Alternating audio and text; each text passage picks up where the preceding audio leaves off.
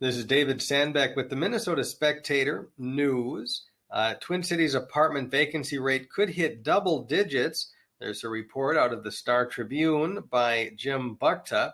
Fewer tenants in the Twin Cities metro are having trouble paying their rent than expected, but with job losses piling up and thousands of new units coming online this year, the average apartment vacancy rate in the Twin Cities metro is likely to be tripled by the end of the year, according to an annual State of the Multi-Housing Industry update from the Minnesota Multi-Housing Association.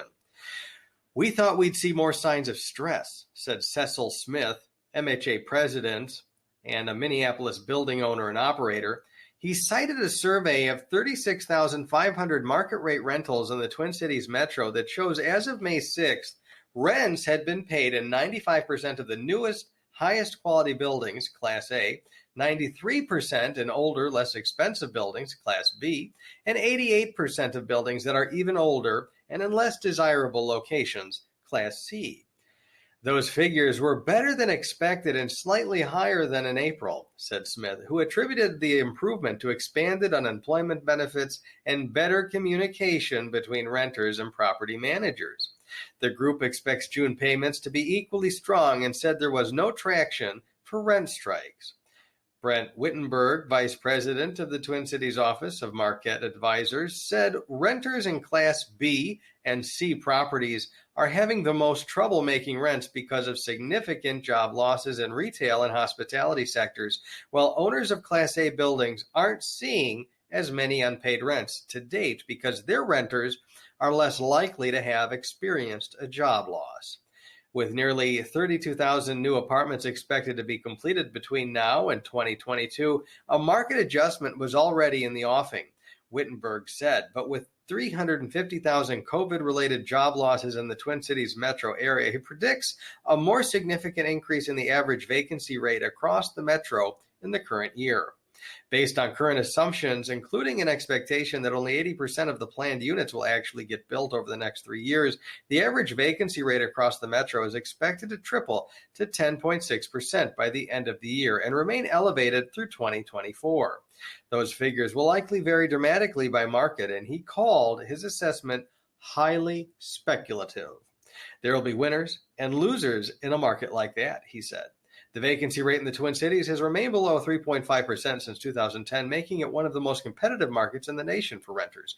Wittenberg noted that the market rebounded from the 2008-2009 recession in 6 months, and he expects a quick rebound this time around as well. We're optimistic at this point about the Twin Cities, he said. Affordable housing advocates have been anxiously awaiting rent rolls in income-restricted buildings in the Twin Cities metro. The Greater Minnesota Housing Fund, a community development financial institution that supports affordable housing development, recently surveyed regional affordable housing owner-operators that operate 31,500 units. It showed that rental income declined by 16% on average from March to April. Warren Hansen, president and CEO of GMHF, said in a news release that in addition to expanded benefits, major new state and federal resources are needed to deliver additional rent assistance. Owners of affordable housing cannot maintain safe properties without adequate rental income, he said. Jim Buchta wrote this article, has been covering real estate for the Star Tribune for several years. He's also covered energy, small business, consumer affairs, and travel. This is David Sandbeck, I'd like to just take a moment and remind you, in the 2009-2008 crisis, that contained roughly 5 million Americans evicted from their homes, just to pull out a number to bring relevance to that. And that's the national number, of course. This time around, we're up past 30 million people unemployed. There's been reports 40 million unemployed. And in the state of Minnesota alone, we're looking at 500,000 unemployed. In the Twin Cities, 350,000 unemployed. This is an economic Armageddon. This is huge, much huger, much bigger than the collapse in 2007, 2008. So what we need to do is we need an emergency universal basic income. At the very least, if we can't have it for everyone, have it targeted to service workers affected by this.